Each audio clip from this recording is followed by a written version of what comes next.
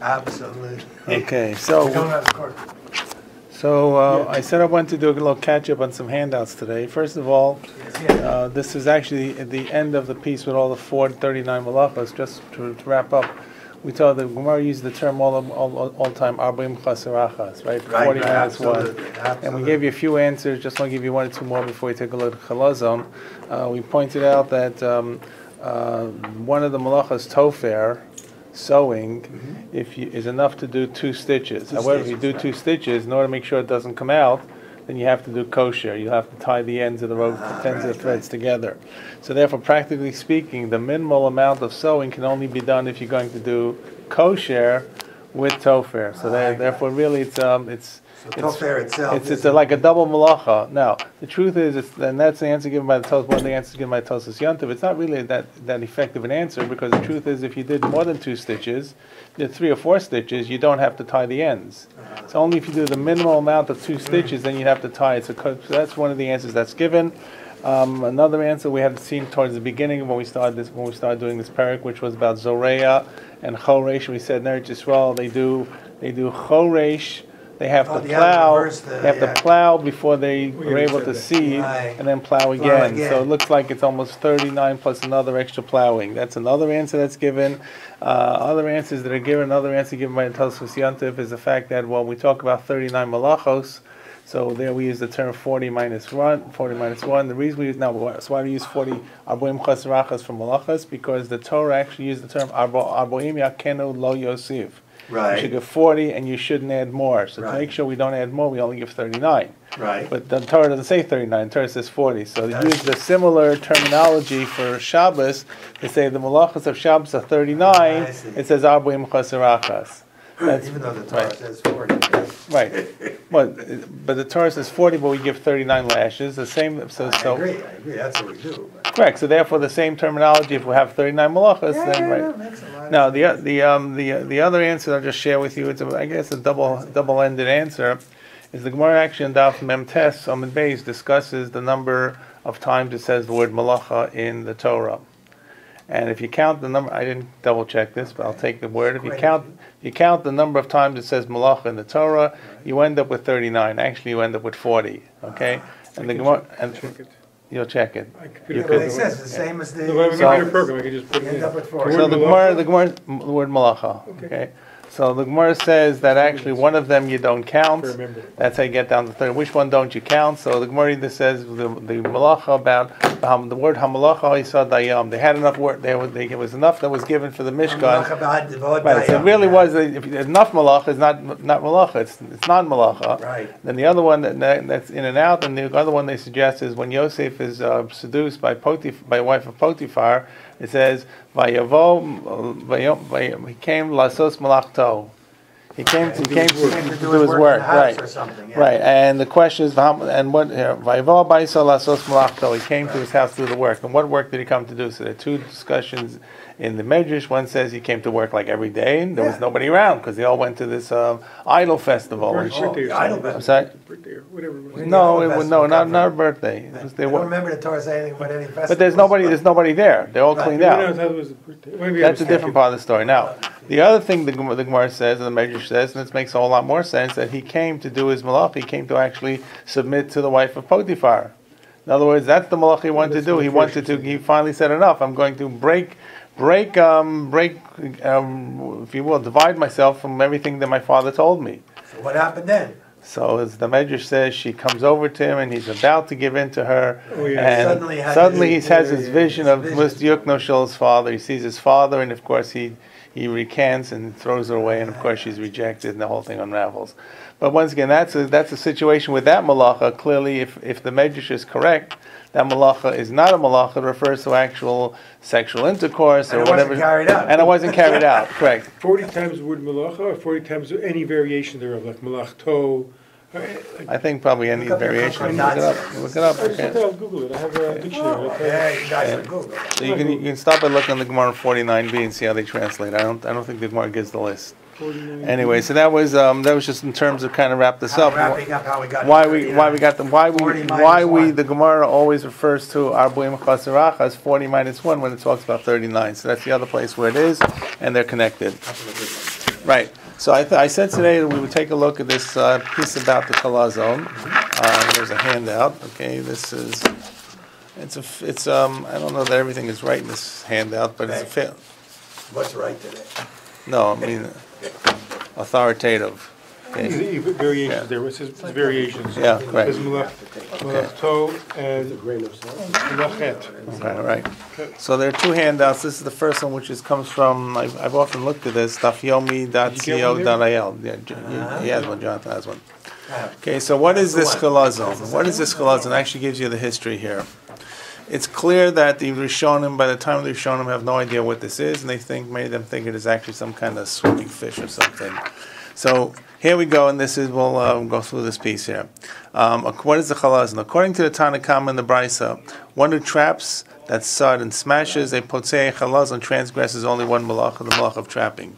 According to Rabbi Yehuda, he transgresses two malacha, trapping and potzei, which is a told of dash, which is unloading, that you're unloading the dye from, or the gland from where it's being kept.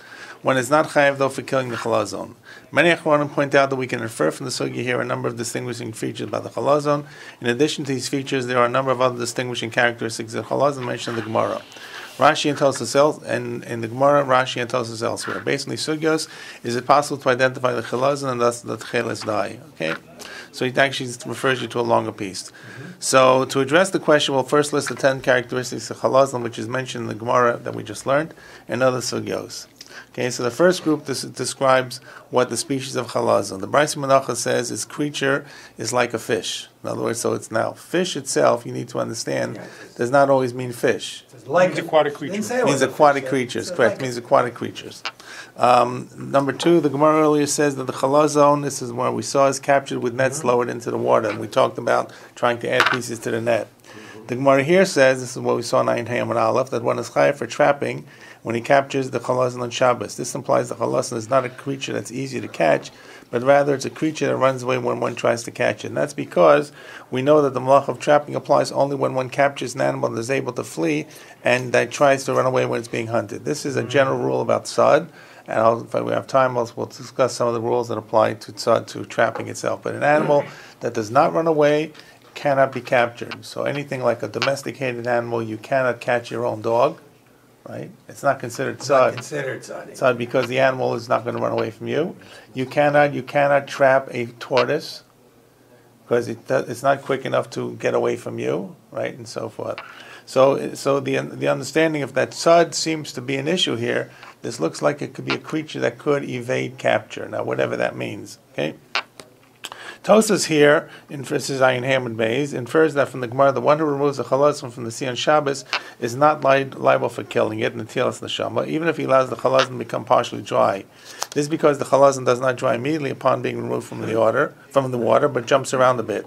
This is in contrast to the halacha, the one who removes a fish from the water is considered to have killed it as soon as it becomes partially dry, since it will certainly die. As long as once fish die. Does it really jump around, chalazon? What? Does it really Since chalazon? we don't know what a chalazon is. We don't know yet. But a fish we know jumps around. A chalazon Right. is like a mollusk. Correct. You think it is. So this is. I don't know. I'm asking. So before you can identify what it is, this is what Tosas. Tosas is trying to deal with why you're not chayav for killing it, and Tosas basically says the chalazon jumps around itself so much to try. It's not even clear why it's jumping around. That it hastens its own death. If the chalazon would only lie flat and not move around, then it would live longer. So the fact that the animal dies is not because I'm killing it, but because this animal is thrashing around of some sort. How it's thrashing around, based on it. Okay, so these are points about how the chalazon is described. Okay, we don't even know what it is yet. Number 5. The Gemara discusses one who smashes potzei chalazon to extract its dye. We saw the translation of potzei as squeezing, if you remember. We translated, but really potzei means to break. Yeah, they've thought this like to crack it open. The word potzei implies cracking or pounding a hard surface, such as a person's bones or skulls, okay, or a nutshell or a branch, as opposed to korea, which is really cutting or breaking or ripping. From the use of the word to describe what's done to chalazon to extract its blood, it seems that the chalazon has some sort of hard shell which needs to be cracked open. That's why it says potzei. Yeah. Now, they tend to translate it as squeezing because they don't know what it is. They couldn't imagine it was a mollusk. The details of the chalazon. So now we have a number of sources that describe the traits of the chalazon. Number 6. Yeah? Let's go through. The Brisa Menachos says that the Chaloson's body is like the sea. This is one of the most famous Gemaras. According to the text in the Brisa in Maseches Tzitzis, its body is like the sky. Okay, so Maseches Tzitzis is what's called one of the Masechtos Ketanos. There are these very short tractates which are post-Talmudic. We believe they are from Gaonic or pre-Gaonic times. There's a Masechet Sofrim, there's a Masechet Smachos, there's a Masechet Derech Eretz. These are all kept separately. They're all printed usually in the back of Avodah Zarah, I think. I'm not sure if this one, which has the number of Masechets together, will have it. But they look like Mishnayos. Right. Okay? And they are really even post-Talmudic. They are important sources because we don't have that much about some of their topics. I don't know if I can find it here. It's okay. But they're still reliable sources. This is Tosefta. This is Holios. Let's see it. Okay. So they're called Masechtos. They're called Masechtos Ketanos. Right. Okay, and the key is that they are post-Talmudic, but not that much later post-Talmudic, probably 200-300 years. So the Brisa in the Gemara Menachos says the body of the Chalazon is like the Yam. Right? The Brisa in Masechet Tzitzis, which is one of Masechtos Ketanos, says it's like the sea. So it's not clear what this means. What actually color is it? What color is the sea? And what color is the sky? So it's far from necessarily blue, in fact. Correct. The so sky is blue. Well, the sky is blue only because it reflects the water, but it's not always blue. Yeah. I looked at the sky today; it was very gray. Okay. Now, the color of the sea, we say, well, that means blue. The big blue sea. It's not even green sometimes. When you look at the water in the sea, it's brown. Right. So all I'm saying is there are different ways to read and understand these different words. As clear as they sound, they're actually fairly obtuse. So whatever that color is, we have to reconcile that. Number 7, the Brisa says that it comes up once every 70 years, or according to the text, the Masechet Tzitzis, once every 7 years. The Brisa mentions the dye of the chalazon is very expensive due to the infrequent availability of the chalazon. So somehow it seems to swarm, or it seems to come up, or close to the beach, every infrequent intervals. And I can tell you, I'm not sure if he's going to talk about that. These mollusks themselves tend to get larger and smaller in colony based upon certain wave currents. They either come close to shore, or don't come close to shore. So it doesn't have to be exactly 70 years or exactly 7 years. It means that it ebbs and flows. The Gemara earlier in Shabbos and in Megillah, daf page 6, limits locale in which the chalazon is found to the seashores of the tribe of Zvulun, from the cliffs of Tzur to Haifa, which is up north and towards the coast of Lebanon. It says for the brach of Zvulun, usfune tmune chol, the hidden treasures of the sand, which the Rashi and the others refers to the chalazon. Which, by the way, if it's in the sand, is closer to a mollusk than a fish. The chalazon zinc, the final group of features relates to the ink the chalazon produces. Rabbi Tam said by Tosis and Ksuvas point proves that the blood taken out of a creature is forbidden on Shabbos because of Netilas Neshama. Tosis asked that according to Rabbi Tam, why is it not chayav for the malach of Netilas Neshama when one takes blood out of the chalazon? And Tosis answers the blood of chalazon is gathered into a separate sack in the chalazon and is ready to be extracted, and therefore its removal does not diminish the chalazon's life in any way. This, by the way, fits in what we know about the Mersh Trinculus. The fact that we're not taking out blood, we're actually taking out a separate gland. Now, having said that, they really can't live without this gland for very long. But it's not the same as desiccating a fish and removing its blood, which is a circulatory system. It's like saying you're taking out thyroid, you're taking out a pituitary gland, right? Or if you do it very emphatically, it's going to make a big wound. Mm-hmm. It's not the same as saying we're going to drain your blood.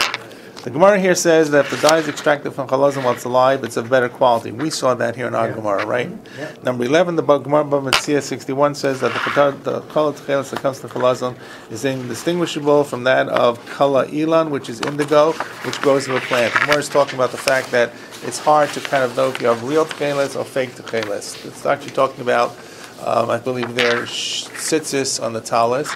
The rule is a talis, the tzitzis are made of wool, right?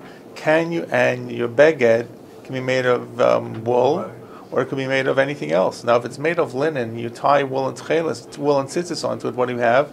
Shatnez. However, this is called an asay dochalosa. So if you really have tcheles, and it's real tcheles tzitzis, then you actually put it onto a beged of pishtan, of linen, and that's the mitzvah. When we don't have tcheles, we don't, because we don't have tcheles, we're not doing the complete mitzvah, so we can't push off the mitzvah or the isur of shatnez. So, but the issue is, well, how do you know you have real tcheles? So was this substance called kala ilan, which is indigo, which is a plant substance, a plant color, which was fairly indistinguishable, right? The genes indistinguishable from the tcheles that came from the fish. Okay. So they allowed it. No, they didn't know for sure what you had and what you didn't have. Right. So therefore, if you don't know for sure what the tcheles is from, you should be careful not to put it onto your tzitzis. If you're putting your tzitzis onto a linen garment, that's where it comes up. But it just points out the fact that it was fairly common that there was this counterfeit or this mimicking type of a color that really came from a different source, which I don't believe was as long-lasting. Okay? You can see why people... Look at his jeans; they're all faded. These are not indigo anymore. They're synthetic. But the olden days. But assuming you weren't going to do synthetic shatnez, now, right? synthetic You would have a wool tallis and a wool tzitzis. You can it's see only- why the Torah is clear. It says you must put a chut of tcheles. Right. It's pretty clear. Right? Yeah, but tcheles is a specific I substance agree. from a specific you can process. see why if you couldn't at least Right. do that, you at least put the It's kind of like color. wearing a fake Rolex watch, okay? Yeah. The guy from the You're Taylor doing thing, the best I you asked him can. a question, how come my jeans fade if it's indigo? It says- is indigo. Not as So good what a quality. what he said to me was, Sun. it's only fast on wool. Oh. It's not on cotton. Okay, There you go. The Taylor's is only... They didn't have cotton. right. It doesn't Okay. fade on wool. That's what he said. Because I asked Well, him, but try this is- this is synthetic anyways. But Hey. but apparently this kala ilan, this indigo, is fairly close to mimicking what tcheles was, but it's not the mitzvah of tcheles. Number 12 on the other side, the Gemara Menachos says that tcheles is steadfast and does not fade with time, nor washes out of the wool that's dyed with it. There's the wool piece. Okay, so now let's go see what the various opinions of the identity of tcheles and see whether they are consistent with the 12 points that he pointed out. Is it a kosher fish, first of all? Tosas on Ayin Ham and Aleph says that implies that the chalazon is a type of fish that squirms around the net after it's caught, making it difficult to extract its dye. That's what Tosas thinks. This Tosas explains the difference between the chalazon and the other fish of the sea with regard to the prohibition of the tilas neshama. They're saying this is a concept. Why are we not killing it? Because the fish is killing itself by moving around. Since the chalazon squirms around, it's after it's removed from the water, one's not considered to have killed it, and one has not transgressed the malach of tilas neshama at the moment it takes out of water. Rather, it kills itself by wiggling around. It tires itself out. It seems that the view of Tosas that the chalazon as a fish is based on the Gemara here, which implies the chalazon is a fish like any other, and it must be captured with nets. The Rambam also writes that the chalazon is a fish. They do not discuss, however, the exact identity of this fish, or whether it's a kosher or non-kosher fish. The view that the chalazon is a fish also conforms with features 1 and 3 enumerated above, which was, what was 1 and 3 enumerated above? 1 was, it's a creature like a fish, and 3 was about capturing it. Okay? And it seems to contradict, although it seems to contradict feature number 5, which is about potseas, cracking it open, since it does not have a hard shell, and the word potsea does not seem appropriate. Rashi here avoids this contradiction by explaining the word potsea differently. It does not mean smash, but squeeze out the dyed blood from the fish. That's the Rashi we saw when we learned it. Rabbeinu B'chaya, this is all medieval. Rabbeinu B'chaya on Shmos discusses the 3 dyes used in construction of the Mishkan: Tcheles, Argamon, and Tolat Shani. The last of the 3 dyes is generally understood to mean scarlet from a worm, Tolat Shani, right? Tolat is a worm. Rabbeinu B'chaya asks, how is it possible? Since the Gemara in Shabbat says the only products that are permitted to be eaten when used in that only products that are permitted to be eaten were used in the Mishkan. Worms and their secretions are not kosher. He therefore explains the scarlet dye of the Tolat Shani was not actually taken from the worms, but some sort of berry in which worms tended to live. According to the approach of Rabbeinu B'chaya, we may conclude that the chalazon, which is a sea creature, must be a normal fish with fins and scales, for this type of fish is the only kosher sea creature. The approach of Rabbeinu B'chaya is problematic. It seems clear from Yerushalmi that the scarlet dye of Tolat Shani indeed was extracted from a worm. And he tells you what worm it was, an insect that breeds on certain species of oak, and not a berry. This has been verified from other historical and scientific sources. So in other words, it doesn't all have to be that it comes from kosher animals. You could have a non-kosher animal, such as a mollusk. Regarding how a non-kosher creature could be used in the manufacture of an item for use in the Mishkan, we must say there was only actual materials used in the Mishkan which were subject to this rule, and not the dyes that we used to call them. So even if you need kosher animals, for the materials, Non-kosher animals. no, even if you need kosher animals for the materials to build the Mishkan, dyeing is a secondary process. So you can use a dye that comes from a non-kosher extract. The dyes which are not tangible objects in the finished product were not included in this prohibition. Accordingly, we're not bound to assume that chalazon was a kosher creature. So therefore, the first approach is a kosher fish. Maybe yes, maybe no, but there's no reason to say it definitely has to be, except according to Rabbi Moshe. Is it a squid? Why squids? Because squids are known to have a dye. Yeah, absolutely. Right? That's how they hide themselves. As we mentioned above, Tosfos maintains the chalazon is a fish. While Rabbi Moshe asserts that it has to be a kosher fish in order to be used in the Mishkan, other authorities assert it does not need to be a kosher fish. A dye obtained from a non-kosher fish was also permitted to be used in the Mishkan. In the late 19th century, Ludwig Levinson proposed in his book Talmudic Zoology, the Zoology du Talmud, in Frankfurt, that the chalazon is a type of squid known as the cuttlefish. Not to be confused with a fish. It's just a type of squid. Okay, Levinson based his conclusion on inference from a statement of the Rambam in Hilchos Tzitzis. Shortly afterwards, around 1888, the brilliant and dynamic Rebbe of Rezin, Rav Gershon Henachleina, the Rezin Rebbe, came to the same conclusion. He carried the conclusion one step further by actually developing a process whereas the sepia, the inky secretion of the squid, which normally produces a dark brown dye, was transformed into a blue dye. The Rezin Rebbe authored 3 large volumes intended to prove that he had indeed rediscovered the lost cheles. Okay, and these are the names of his books: Funei Tmunichol, Psil Cheles, and Nein Cheles. And he set up a factory where the dye was produced. Okay, so where does he talk about the fact? Yes, so but the problem was he really wasn't pulling out the dye. You'll see in a moment. Interestingly, it's interesting to note that the method used by the Rezin Rebbe to produce tcheles consisted of boiling the sepia, the ink, together with iron fillings and potash at extremely high temperatures to produce the pigment ferric ferrocyanide. Now, that was the blue. Right. The problem was, dye chemists are quick to point out that this process does not make any unique use of the squid's inky secretion. In fact, the sepia itself disintegrates and never makes it to the final product, leaving behind only its nitrogen atoms. Any compound that contains nitrogen will produce the same result when boiled with iron. Fake out. In fact, a similar process is used by organic chemistry students to test for nitrogen in compounds. And so therefore, he figured this out. He had a chemist, this late 1800s, who developed this process for him. Now, I don't know if the chemist was a fake or the chemist was also fooled. He could have been. He could have. Right. This is the scientists of the 1890s. They knew, or yeah. But the bottom line is, what we know today about the chemical reaction, it's not coming from the squid's blue ink, or dark blue ink, bluish black ink, was really disintegrating and being replaced by this Prussian iodine. No, I think to be fair to him, I think what he's saying is there was nitrogen in the squid's thing. Yeah. So that did help, except you could have gotten the nitrogen Correct, anywhere. that's is what right. he's Yeah, you saying, could have got right? anything. But what he thought was he had this black-blue color, which was turning into the bright blue color because he added some kind of iron something, and that just lightened the color up. But in fact, it was we're actually replacing it. I'm not sure where they would get iron filings. I'm not sure Where they got them from? No, where they would have gotten at the time when they used chilazon. Oh, way back when? No. Yeah, yeah. Of course. We mean Right. Oh, back in the olden times. Yeah. I'm not sure where you'd get iron. Well, the other problem is filings the other problem was they needed high temperatures to do and this the temperature extraction. couldn't get high Right. enough, right. So, but he got very excited. He actually believed it, and the Rezina Hasidim, there are not a lot of them around the world, still use this tcheles. Okay, so if you know any Rezina Hasidim, they got it. The approach to the Rezina conforms with, and I think I once pointed out, I don't think he mentions this here, but that Rav Herzog, he does.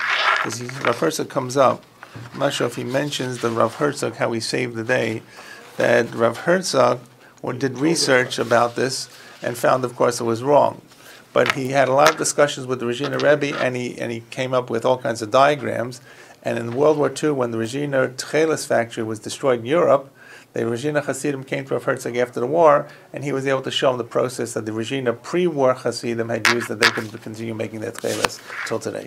Rabbi Herzog does come up in the next page. Yes, he does, but I don't know how far he goes. The approach to Rezina conforms with 2, 3, and 4. 2 is it's captured with nets. 3 is it moves around, and number 4 is the fact that it's not partially dry. I'm not sure why. Since he maintains the chalazon was a fish, as we pointed out earlier, it conforms to 5 as well, because squids indeed do have a hard shell-like bone under their skin. It also conforms with number 9 because the ink of the squid is contained in a separate sac. True, the ink is the blood the Gemara mentions. And now you're right; it's not blood, but any body liquid is going to be called blood. As for characteristic number 6, which is where it has to look like the sea. Right? So perhaps the body can be described as looking like the sea, since the cuttlefish is somewhat transparent and changes colors according to its environment. However, there are a number of difficulties with the Regina Rebbe's opinion. First of all, Tcheles is described as actually absolutely indelible, but the Regina's Tcheles can fade. Oh boy, when scrubbed with common detergents. Now, of course, you could respond, they did not have those detergents. Exactly. Okay, but they did have detergents. They had natron in the days of the Talmud. Second, the blue color that he produced was not the blue of the sea, but the shade of indigo, but a more metallic blue. Of course it was, because it was ferric oxide. Also, the squid he used is of a species that's relatively abundant and equally common in all oceans, and thus does not correspond to the number 7 and 8, which is about, it goes up and down in terms of numbers. It's taken from the sand, and about the rarity and limited habitat of the chalazon. But anyways, that's the first candidate's a fish, second candidate's a squid. Now, is it a snail? Rashi Sanhedrin writes that the chalazon is a type of tolas, which is a slug, a worm, which allows for the possibility of identifying it as a mollusk. Where a mollusk is really a slug with a shell, or a slug is really a snail without a shell. Similarly, the Ravid calls the chalazon a type of worm, a slug that lives in the sea. Okay? This is also implied by the statement of the Brisa in Menachos above. The Brisa says that the body of the chalazon looks similar to that of a fish, implying the chalazon itself is not a fish. The Brisa also says that its creature is like that of a fish, which might refer to the slug inside the shell, while the body is like the sea may refer to the color of the shell itself. So what does that mean? What kind of color shell do we need? Not clear. The Adramans and Hedron implies that the word chilazon refers to snails in general, and the chilazon of the tcheles is a particular type of snail. Okay? This seems to be the way the Ravid at the end of his introduction to Sefer Yetzirah used the word chalazon as well. Indeed, the word chalazon is used in numerous places as a general term meaning a snail or snail-like object. The chalazon mentioned Shir and Rabbah, that's a medrash, is clear as a creature that lives inside a shell. I don't recall what it is. The Mishnah Bechoros and Kalim calls an object with a spiral or twisted shell, snail shell appearance a chilazon. In Sanhedrin, we're told chilazons appear on the surface of the earth after rain, which once again looks like it's going to be some kind of worm or slug or something like that. It seems clear from all these sources that the word chalazon is used in the context of a snail, and it's therefore logical to assume the chalazon that produces cheles is also a particular type of snail. By the way, snails will come out after rain. Right? Snails are kind of slugging through the, down below into the... They don't want to drown, I guess. They will drown, right? Like worms will drown. Snail, like you said, there are different kinds. But then they're low, so they're going to come up to high ground wherever they are after rain. We don't have that many snails here. We don't have. We have some, but not a lot. We have some. I always have my garage side. So I know my daughter has slugs in the summer. Very, very, slugs very. Are more common. Very big slugs. Big slugs. What slugs? Slugs are like a snail without a shell. Only they can be a foot long. The big grubby things moving around. You see small ones here. These are big things that come out at night. They leave the trail. Yeah, trail, exactly. The mucus. The mucus trail. This is a very strong opinion to the Regina's. This is a strong objection to the Regina's identification of chalazon as a squid, as a squid does not live inside a shell. It's like over the shell. The shell's inside. Identifying the chalazon as a snail is consistent with characteristics 5 and 9. 5 is the fact that you're breaking it open to get the thing out, and number 9 is the fact that it's not netilas neshama because it's gathered in a separate sack, not the blood itself. It also provides a simple explanation for why one is not obligated for netilas neshama when he removes the chalazon from the water. Removing a snail from the water does not kill it, even if the shell dries out, since it can remain moist within the shell for a long period of time. It goes into the shell. It closes itself up, and it can really maintain the moisture. The problem with the snail hypothesis are characteristics number 2 and number 3. Number 2 is the chalazon is captured with nets lowered in the water, and number 3, it's easy to catch. It doesn't move. The snail does not seem to require a net to be captured, and it's not difficult to catch. It does not run away. One answer for the characteristic of nets are used to catch the chalazon is that historically and until today, the Greeks have hunted for snails by lowering baited nets into the water into which the snails crawl to eat the bait. The nets are then lifted with the snails inside of them. And in fact, if you look at the video on the Pitil Tchelet site, they will show you they start out with pulling up a whole bucket of snails. There you go. However, the answer is not entirely satisfactory, since strings would serve this purpose just as well, because they would attach to the bait. From the Gemara, it seems the knots of the nets were important for the capture of the chalazon, and they had to add. And it's really not. What's important for the chalazon is having a bait in a bucket. They fall into the bucket, then you pull the bucket up. Concerning the characteristic of trapping, the Yerushalmi indeed states that one who captures chalazon is not chayav for trapping. This makes sense only according to those who explain that the chalazon is a snail. So the Yerushalmi seems to have a machlokas against the Bavli here. Yeah. Tosfos here indeed grapples with the Yerushalmi's ruling. To explain why the Bavli does obligate a person for trapping the chalazon if it is a snail, it has been suggested that since the snail hides itself in the sand and is difficult to find, capturing it is indeed considered to be a malach of trapping, even though it does not flee, but it's hard to catch. Okay? Perhaps a more plausible approach to these two questions is that the Bavli and Yerushalmi disagree with regard to the identity of the chalazon. That's possible, but that's, I think, less likely in my mind. The Yerushalmi, which noticeably avoids the Bavli's suggestion that the chalazon is caught in a net, maintains that it's a snail. Therefore, one is not chayav for tzad if he captures chalazon. The Amoraim and the Bavli understand that chalazon is a fish, which is why they suggest that it's caught in nets and that one is chayav for transgressing the malach of tzad when one captures it. Maybe. A little bit shaky in my mind. It's shaky that they would not know what it is and they'd have an idea that it's a different kind of fish. And it's also shaky to assume that two kinds of fish or two kinds of creatures would make the same kind of dye. It's interesting to note that Rashi in Menachos 44 says the chalazon comes up from the land. This does not fit the description of an aquatic snail. Indeed, Rashi himself in many places says the chalazon comes up from the ocean. The Taras HaKodesh explains that Rashi does not contradict himself. Rashi in Megillah states the chalazon comes up from the ocean to the mountains. This means that Rashi understands that it originates in the sea, and from there it finds its way to the land. The Ivitz explains that Rashi in Sanhedrin means the chalazon comes from the ocean floor, and thus when Rashi says land, he means the floor, land of the ocean. Okay. So far, that's our little snail person. Now, is it a Janthina snail? This is a different kind of snail. Okay, it's also a small snail. Can we identify which species of snails is the one that produces the chelas dye, assuming it's a snail? The theory that the chalazon of the snail was researched in depth by Rav Yisrael Isaac Halevi Herzog, who laid the foundation for research into the identity of chalazon. The chalazon was the topic of his doctoral thesis at age 24, in which he combined tremendous erudition in Torah with exceptional scholarship in 8 different disciplines and 12 languages. To this day, his thesis remains the most basic and authoritative work on the subject from both the Talmudic and a scientific perspective. Hebrew version of the thesis is reprinted in full in the book Hat-Cheles, which is an excellent book, which summarizes everything. And the longer English version of Rav Herzog's thesis is called The Royal Purple and the Biblical Blue, along with other works on the subject. Rav Herzog proposed that the snail from which Terelis was derived was the Janthina pallida harvey. It's found in the Mediterranean Sea and has a beautiful violet blue shell. Right? When excited, it discharges a secretion of the same color, so you got blue. It's quite rare and lives in colonies that experience population explosions every 4 to 7 years, when large numbers of them are washed ashore. This fits perfectly with characteristics 6 and 7, that the chalazon looks like the sea and it is rare. In recent years, research has been done to determine whether a blue dye can be made from the Janthina's secretion. So far, efforts have not been met with much success. The secretion can produce a reddish-bluish color on a fabric, but within a matter of hours, the color turns black. In addition, the dye washes right out of the fabric when brought into contact with simple water. The most advanced modern testing has not been able to even reduce the secretion in any chemical solution, which is the most basic requirement of any known dye, to know what actually the chemical that is the secretion is based upon. Instead of dissolving a liquid, the Janthina's ink forms a suspension, so it doesn't dissolve. In this state, it can be induced to bind to a fabric. So you really have to keep working on this. There are other problems in identifying the chalazon as the Janthina snail. First, like the cuttlefish, it's no more common along the shores of Zvulun than anywhere else in the Mediterranean. Second, as Rav Herzog points out himself, no Janthina snails shells have ever been discovered in any archaeological site. Nor is the snail mentioned anywhere in the Greek or Roman literature that discusses blue dye, indicating that it was not used in the ancient world. So, snail goes down. What about the murex snail? Okay. Now, by the way, this is not written by someone from Psil Tcheles.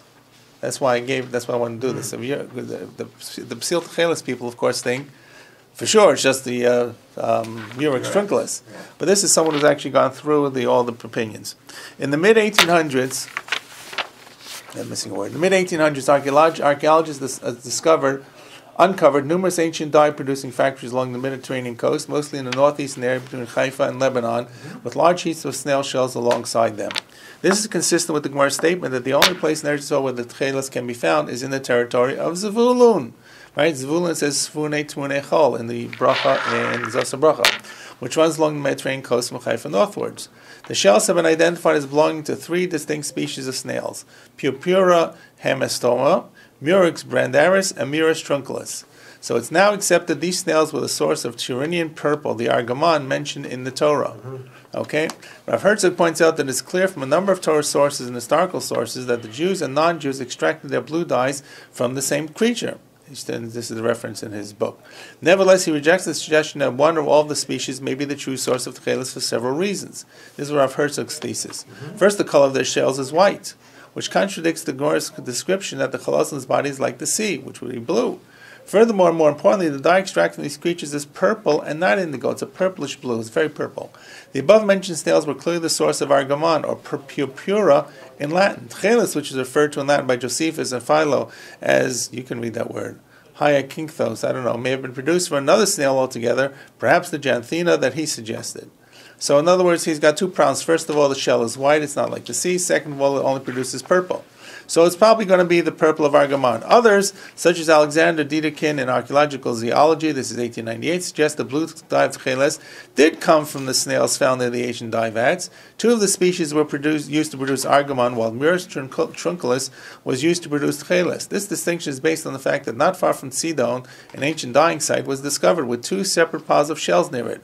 One huge pile contained a mix of shells of Purpura hyamastora and Murex brandaris, while the other contained only shells of Murex trunculus. Moreover, the Murex trunculus produced a blue dye slightly more readily than the other two, I guess when they took the shells and they tried to subject them to solution.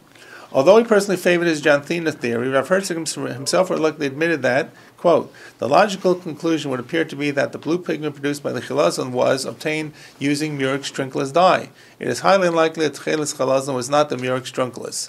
Rav Herzog's main objection to this position was that the shells of Murex trunculus are white and not similar to the sea. So others explain that the Gemara which compares the chilazon to the sea does not refer to the color of snail, right? But the wave-like contours on the snail's shell. Okay. Is it white when it's alive?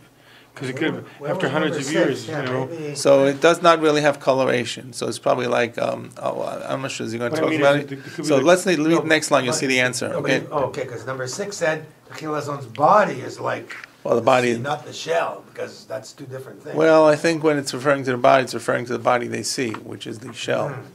So one thing is that maybe refers to the shape of the shell. Yet others explain the Gemara's intention was to compare the snail's shell to the sea bed. Not the sea, not the blue sea, but the bed of the sea. The shell is covered by sea fouling and perfectly matches the rocks by which it attaches itself. However, none of these explanations satisfies the version of Brisa that is quoted in Masechet Tzitzis, according to which the chilazon is similar to the sky. Another possibility is that when the Brisa describes the goof of the chilazon, is describing the ink which is used to produce its dye and not the shell, because goof can mean a lot of things.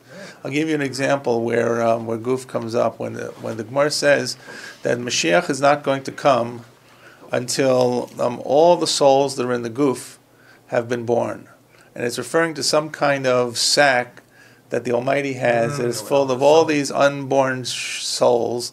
And he kind of just unloads them as every child is born, one soul after another, and we can't get to Mashiach until each one the sack is used up, and there it's called a goof. So goof can mean a lot of things. So it's possible that it may be referring to actually the dye itself, or the sack of the dye, and not the shell, possibly. Or in my personal opinion. The answer that I like the most is the one about it's the color of the seabed when it gets all messed up. Anything that hangs out in the sea is going to look dirty after a while, right? It's going to get camouflaged by the dirt of the sea. In the same way that white concrete is going to start to turn gray after a while. Are they saying that the chilazon looks like the seabed? Is that what So it's looking like the seabed, right? As opposed to a fish, which may have other colorations. It's meant to kind of camouflage into the seabed. It's a seabed creature. So it doesn't only have to dig in. So whatever schmutz is there is going to stick into the shell. Of course, you're going to say the sea was not as foul then back in the day of the Talmud as it is now. Another objection Rav Herzog raises was that the secretion of Murex trunculus turns purple and not blue. Rav Herzog himself raised the possibility there may have been some scheme known to the ancients for obtaining blue dye out of the secretion. Remember, he was very hard working to get the blue. Recent research has shown that when the secretion is exposed to sunlight after being chemically reduced, the first step in the dyeing process, the sunlight breaks down certain chemical bonds in the resulting liquid, and it subsequently forms a blue dye. In fact, the resulting dye consists mostly of components bearing the exact same chemical composition as indigo. So in other words, the structure of the molecule, or at least the chemical composition of the molecule, is going to be the same as indigo when it turns into this blue, which is why it's going to be the same color. So it's not indigo, it's not from a plant, but it has the same chemical composition, which makes sense. So they came across this, by the way, by when they started working on this, they found that the dye that they were extracting on sunny days became bluer than the dyes that they were extracting on cloudy days. Okay. One major difficulty remains. What is the once in a 70-year cycle of coming up mentioned in the Brisa? Does Murex strunculus snails show any unusual prominence every 70 or 70 years? So far, no such behavior has been observed in the Murex. Various explanations have been offered. For example, the Brisa used the term 70 merely to emphasize the infrequency of the appearance of the chalazon, as the Mishnah Makos uses that number to emphasize the infrequency of Basin's application of capital punishment. Some of them says Basin, that's a based in Katlonis, kills a person every 7 years, and some say every 70 years. It doesn't mean exactly, it means a long period of time. So, but no answer has yet been offered that is entirely satisfactory. It's like saying once in the blue moon, which of course, as we all know, is tonight. Tomorrow night. Tomorrow night is the blue moon. Is it? What blue moon means? I don't know. Blue moons mean 2 moons in a month. Oh, Right. right. It's what? A blue moon means 2 moons in the same month. 2 full moons. Oh. Okay, so the full moon here is the Yeah, 30th calendar and the month. 1st. Oh, Okay. I didn't know It also that. happens to be a large blue moon because the moon is at its perigee. It's close to the closest to the Earth it ever gets. Plus, it happens to be a red blue moon because it's there's some lunar eclipse leftovers that's up there. So if you get to see it, you should look for it on Tuesday night or Wednesday night. The last couple of nights have been very clear, actually. Yes. Okay. Anyways, but if you look at it, you'll see it. It should be a little bit larger, probably especially when it comes up on the horizon. You may have to wait a long time to see it that close again. As the Mishnah Makos, okay, so today, the last paragraph. Today there are 2 tchelis producing factories. One located in Bnei Brak produces the Regina tchelis, true, worn only by the Regina and Breslov Hasidim. Any Breslovas here? There you go. The other located in the Richo area produces tchelis and Murex strunculus. Okay, Rav Chaim Vital writes that tchelis represents Hashem's presence as clearly felt in the world. This is why tchelis was widely acceptable only during and close to the year when the Beis HaMikdash stood. At that time, Hashem's presence was manifest in the world for all to see. After the exile and subsequent hardships, while Hashem's presence among His people has become less evident, tchelis has become hidden as well. The return of tchelis may be an indication that the manifestation of Hashem's presence in this world through will soon return to its former state. Period. Okay, so we're not going to do second, please. So the point of it being that there are no one fish, animal, snail is going to meet all the requirements in the first 12 pieces. That remains a problem. No one knows for sure that Murex strunculus is the real candidate for tcheles. It seems fairly good. But once again, the challenge is that we don't have a tradition. Right? We know that an esrog is an esrog because his granddaddy had an esrog, his granddaddy had an esrog. Everybody's been using esrogim. The truth is there are different esrogim that are available today in different places that didn't exist. Moroccan esrogim, Yemenite esrogim, like Yanover esrogim. But an esrog is an esrog. And same thing with a lulav. Same thing with a mezuzah.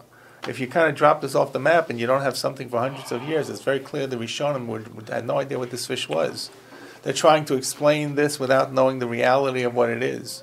So there are all kinds of ideas, and then you have to kind of do the research. I do believe it is Murex strunculus, but which is why I put it on my talis on that I wear for Shabbos. It's actually, there's an expense, right? It's not. Put on the one from the Murex circle. Yes. Like $100 or something just for the. Right. So actually, they will sell you the talis with the tzitzis for about $150. They come in different sizes. Oh, that's a pretty good deal. It's actually a pretty good deal. It's U.S. Okay, it's U.S., but still a pretty good deal. So, and the price of the tzitzis themselves has actually come down, so it's not that expensive. But that's in Israel, or here. I think in the United States or in Israel. Okay, the last time I actually bought, I think I was buying for my son, and I found a distributor in New Jersey who had them in stock. You can get the tzitzis here locally. You can get the tzitzis locally in the Mochris farm. I think here. in In Israel's an Israeli source. Yes, you can get the actual tzitzis, but you got to string them. Okay, but to get the talis, you can get it on their website. So I think if the price were to come down, it would actually stimulate more people to buy it. But on the other hand, you have this whole approach, this whole group of people who say that we don't have a tradition. Mm-hmm. So that's a general question. What happens when you lose the tradition? Can you recreate a tradition? The answer is you really can't recreate it for sure, but if it sounds reasonable, yes. The other question is, if we lost the tradition, those will say there was a reason why we lost the tradition. Yeah. Can you rely upon these things? There was a whole discussion many years ago when manuscripts were discovered. And the Vatican released a whole bunch of manuscripts about, must be 50, 60 years ago. A lot of kisvei yad, which no one even knew existed, of books that we had no copies of, Rishonim, texts of the Talmud, variants in the Talmud. And I don't recall what exactly the year was. It goes back at least to probably it's after World War II, when they released this whole bunch of what they call kisvei yad and kisvei yad ksav Rav Romi or ksav yad Vatican, which they had downstairs for who knows what. And the Chazon Ish came out against referring to this. And he actually said two things, one of which made a little more sense than the other. First of all, he said maybe these things were meant to be. Were meant to be. Well, no. Meant to be lost. Maybe there was not a corrected edition. Right? Maybe it was like a rough copy. Who knows if this is the final draft? The rough copy still has to be edited and fixed and so forth. It's a one-of, but still.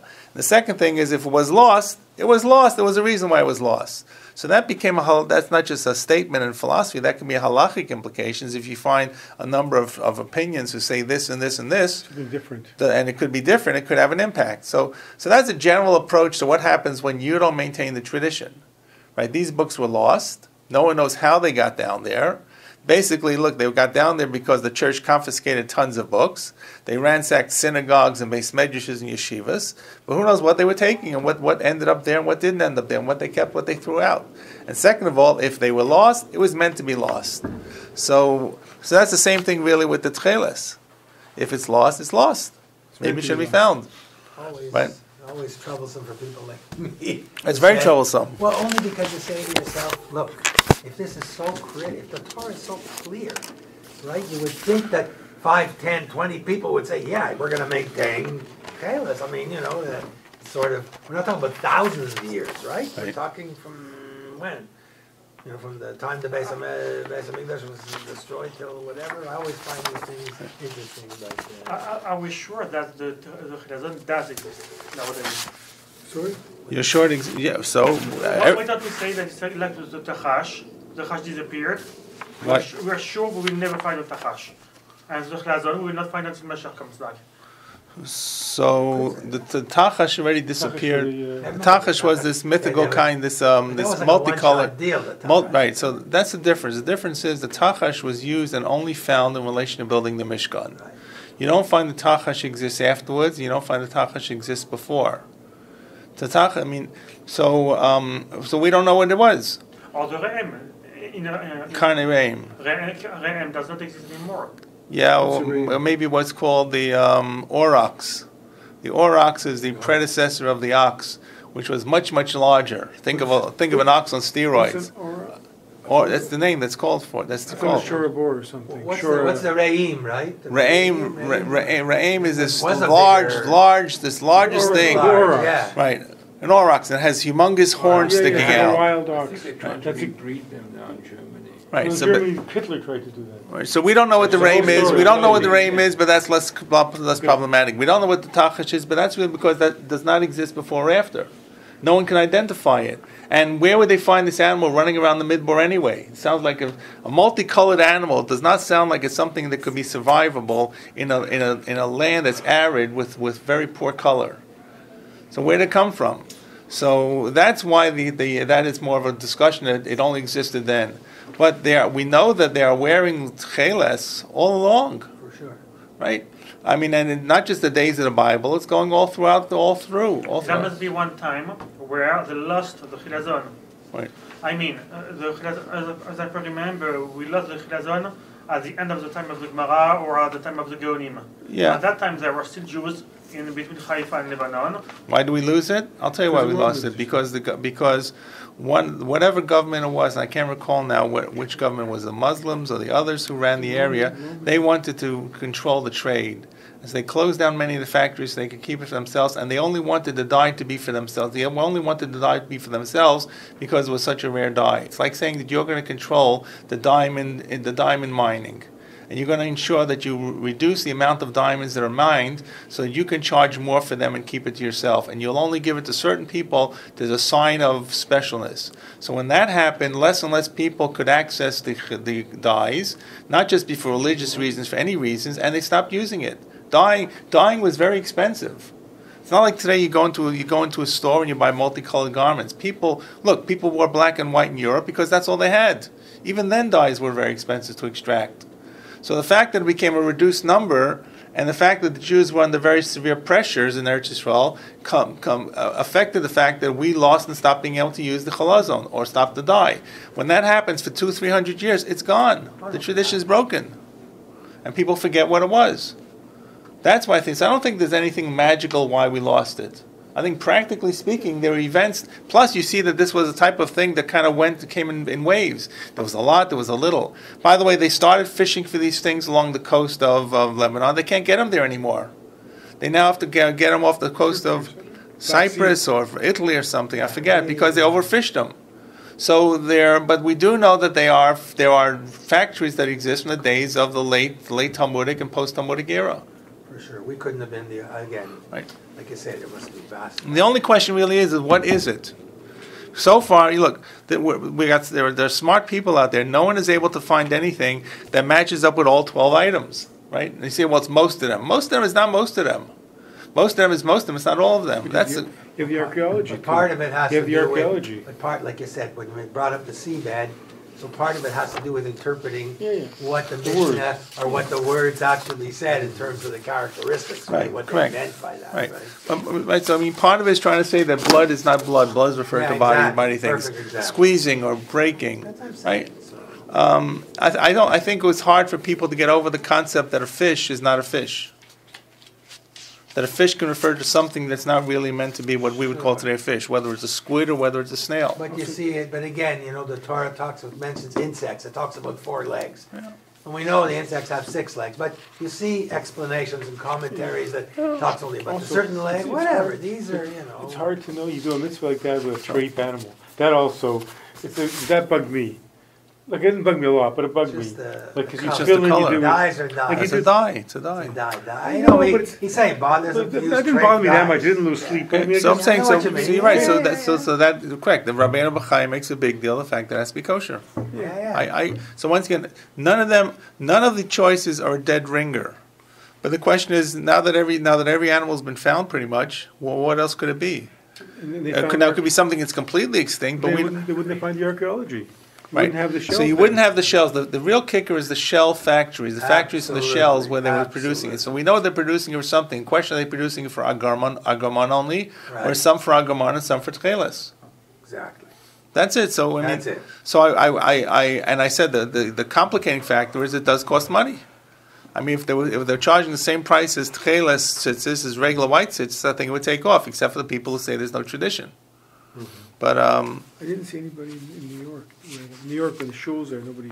No, you don't see it much. You see it. You don't find it. You don't find it in the Haredi world. You do find it in the modern Orthodox world a lot more.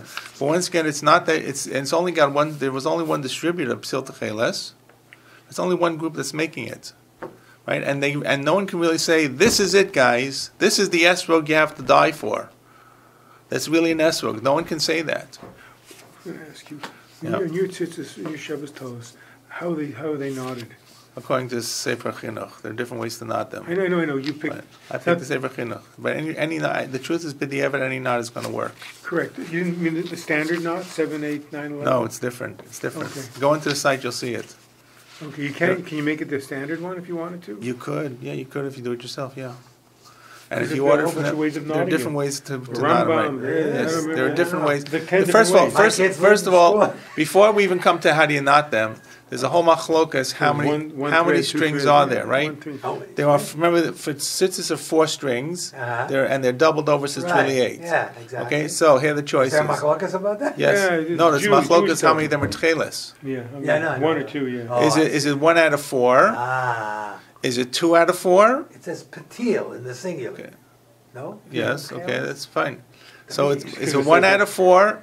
Is it 2 out of 4? Or is it 1 out of 8, which means it's half of 1? How do you do that? How do you dye that? But You dye half of it.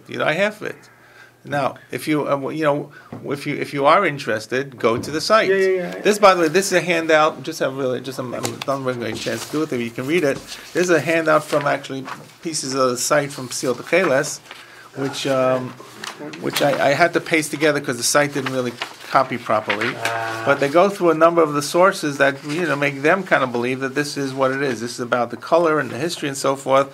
I believe if you look at this picture below on page number 1, something tells me there's a tcheles in there somewhere, but I'm not sure where. Right. So if you look on the back side of one, right?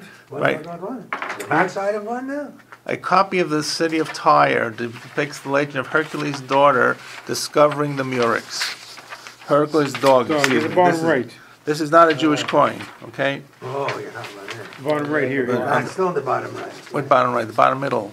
Yeah, it looks like the dog is finding a murex snail. Okay, I don't know what the story was. This is, if you look on the back of the page 1, right, page 2 it should be, where you actually have a picture of what the snail looks like. Okay? Yeah. So you see it does have some, like a brown type of striation.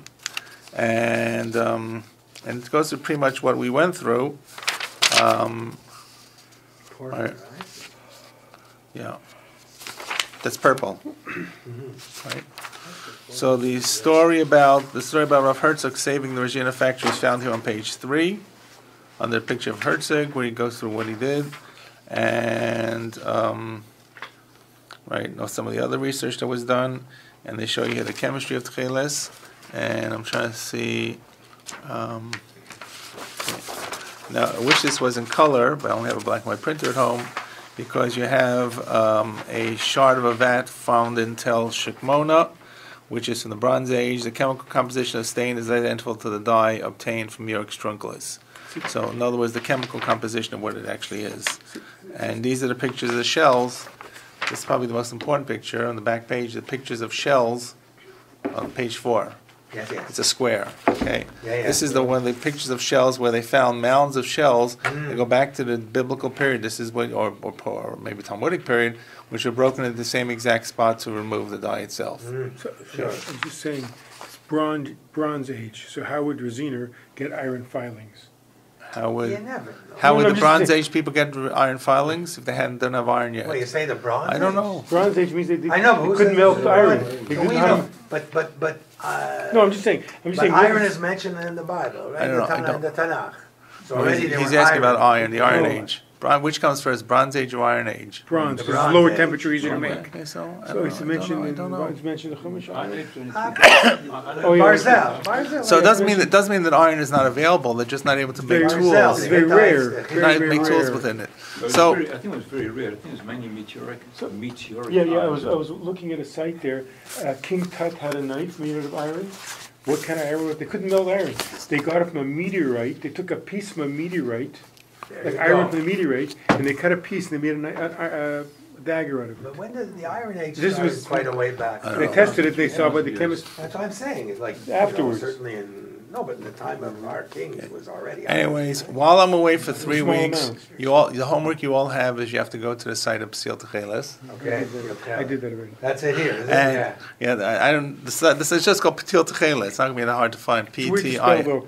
It's Spell P-T-I-L-T-E-K-H Techeles or something. So Right. we wear tzitzit today. Yes. Just as a sign of what tzitzit. No, we're wearing it without the Techeles. But then it's not complete. So it's not. That's correct. It's not complete. Not So complete. it's like washing your hands. It's just a. like- It's a zeicher. Yeah, Well, it's a zecher, but when you're making a bracha, it's still the mitzvah. But there's something missing. You're right. In other words, we feel that the mitzvah can be done at least in certain parts without the actual tcheles itself. Well, it says That's how Torah. and that's how we've done it. We've done this for centuries, for millennia, right? We've done it since they lost the tcheles. So the fact that once again our tradition is yes, you can do it. All I said is it's not going to override the issue of shatnez. Right? You will find sources in the Talmud which talk about the issue of shatnez being overridden by actually wearing tzitzis. Right? That's only because they did have it still in the early days of the Talmud, so that would happen. When we don't have it, it's not the full mitzvah. So then shatnez is going to really carry the day. I didn't bring my book, but I'll leave it for you and Okay, for you guys. So this Right, is a but- book called The Rarest Blue. It's a Right. whole long. that's by Sturman. Is that the one that's printed in And, blue? That's the one that's printed in blue? By Sturman. Yeah, by Sturman. Sturman is the dentist who's Yeah, really I read fueling. it. I've already. Exactly. But once again, there Within are it talks about the color of the ocean and studies that have been done in terms of what color really means and stuff like that. So just okay. one last point, just in terms of the actual website, on the front of the website has a short trailer. So if you have 8-9 minutes, you can watch the trailer for the movie.